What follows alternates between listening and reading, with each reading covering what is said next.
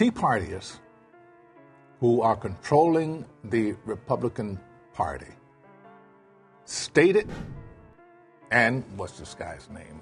Mitch McConnell. Is that his name, O'Connell? Yeah, Mitch McConnell, yeah. Mitch Has Obama helped the process of eradicating racism, or has it in a strange way made it worse? Made it worse. Made it worse. Look. We've heard you talk about the former president. You have called him a fraud, a con artist. You've said he's a New Yorker like you, and you have watched this brand of BS. I think of how absurd it is. And this might be the one case where that could be it for him. It's a state case. He's sick. He is really, genuinely a sick person that somehow has been allowed into our system. You can kiss these freedoms goodbye, warned Morgan Freeman about Trump returning to office. That's not some random celebrity hot take. That's the man who has literally played God and the president, warning us about a con artist destroying America. Meanwhile, De Niro, who knows a thing or two about playing gangsters, called Trump a wannabe gangster running the country like a mob boss. When the guys who've studied power, leadership, and corruption for decades speak up, shouldn't we all be paying attention to what they see in Donnie Diapers? Screw the country. We're going to do whatever we do to get this black man. We're going to do whatever we can to get this black man out of here. But he's publicly stated is to do whatever it takes to see to it that Obama only serves one term.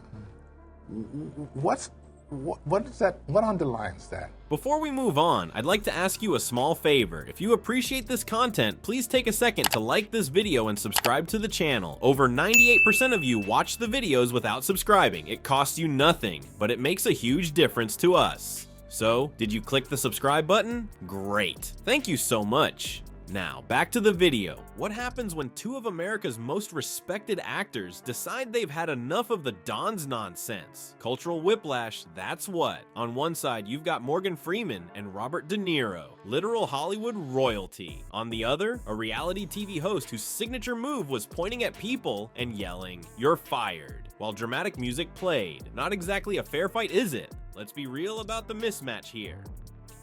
Freeman has literally played God multiple times. Does it give you some sense, not of joy, but of relief at least, that he's potentially facing some consequences? Because as you've said before, this guy's a con artist and he's gotten away with it for years. I'm not calling him, I'm tired of calling him names. He just can't be anywhere near the office of the presidency. It's funny, I was just thinking that he actually became president. He could have done good things. Instead, he had to do it all wrong. He's portrayed the president and Nelson Mandela. That voice has guided us through the mysteries of the universe in countless documentaries.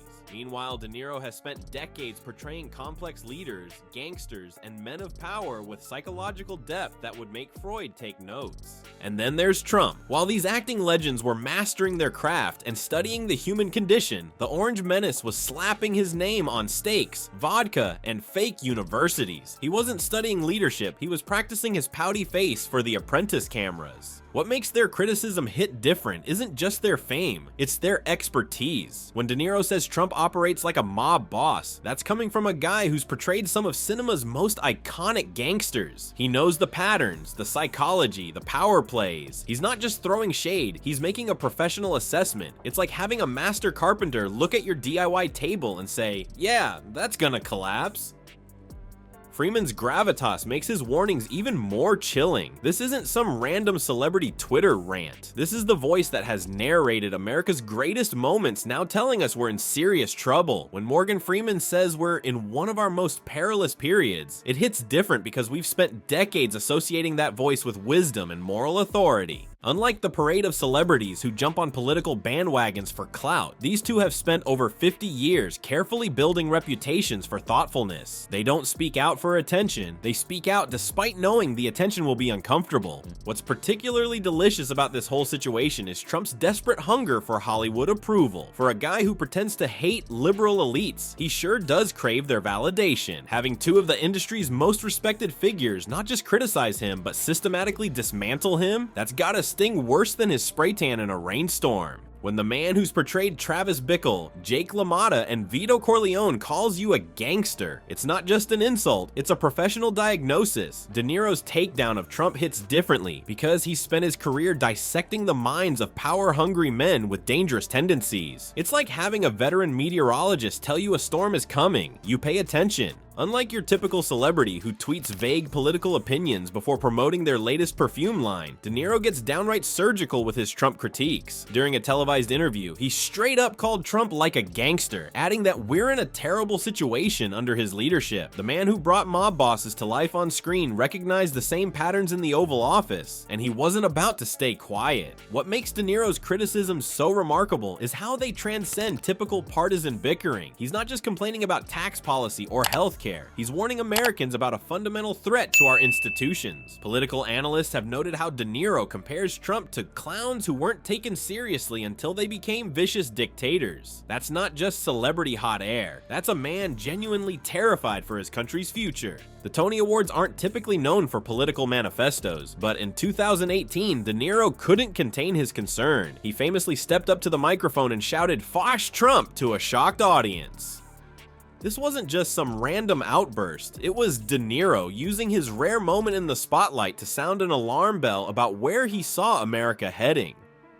Trump's response? Exactly what you'd expect from a 5-year-old who skipped nap time. Instead of addressing any of De Niro's substantive points about his leadership style or attacks on democratic norms, Trump took to Twitter, of course, to call the legendary actor low IQ and mock him for supposedly taking too many blows to the head from playing tough guys. Way to prove his point about being thin-skinned and vindictive, Donnie. What gives De Niro's warnings extra credibility is that he rarely jumps into political fights. Unlike some celebrities who weigh in on every trending topic, De Niro is known for being private and selective with his public statements. When a guy who's built a 50-year career on carefully choosing his words and roles decides to speak out this forcefully, it suggests something genuinely alarming has triggered his concern. Speaking of carefully chosen words from respected figures, there's something especially chilling about Morgan Freeman's declaration that we're living in the most dangerous times in recent American history.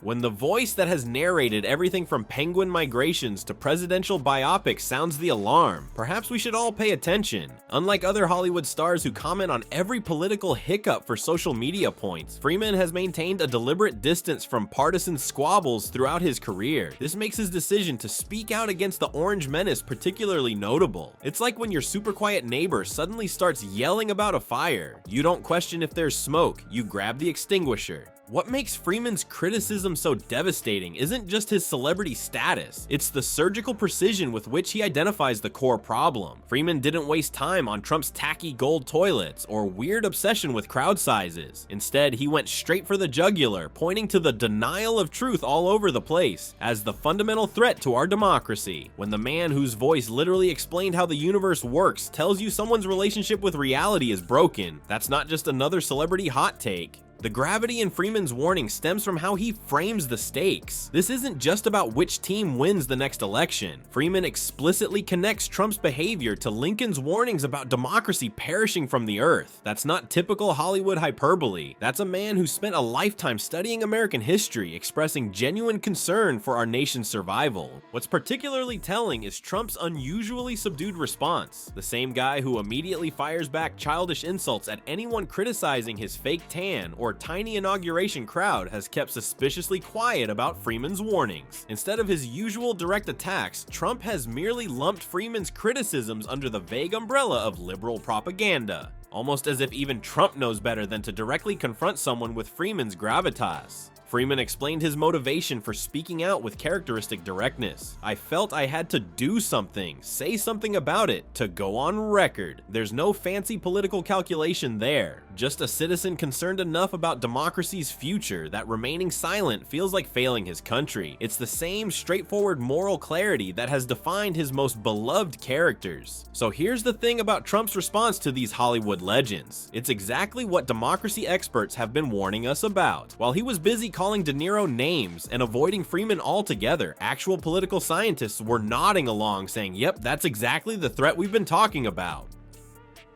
It's pretty telling when polling shows that Americans actually listen to these actors, not because they're famous, but because what they're saying lines up with what real experts are screaming from the rooftops. Trump's attacks on media and his alternative facts approach aren't just annoying, they're dangerous for democracy itself. The orange crybaby can dismiss Freeman and De Niro as Hollywood elites all day long, but when their warnings match what democracy experts are saying, maybe it's time to pay attention. Because this isn't about celebrity drama, it's about whether America stays a democracy or becomes Trump's personal playground. And that's no movie plot, that's our reality.